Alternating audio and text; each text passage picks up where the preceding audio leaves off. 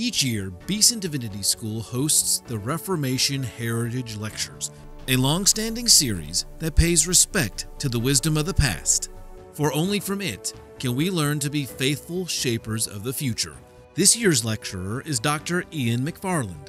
He speaks of hope, a theme this year for Samford, and what hope is in Christianity.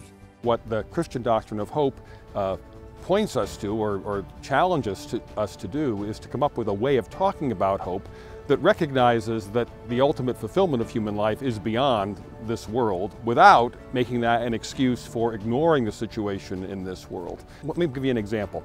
There are a lot of things I can hope for. I can hope for a cure for cancer, for example. I can't hope that 2 + 2 will equal 5. Dr. McFarland is one of many fantastic guests Beeson welcomes throughout the year, and he's thankful for the many different voices that carry on important conversations.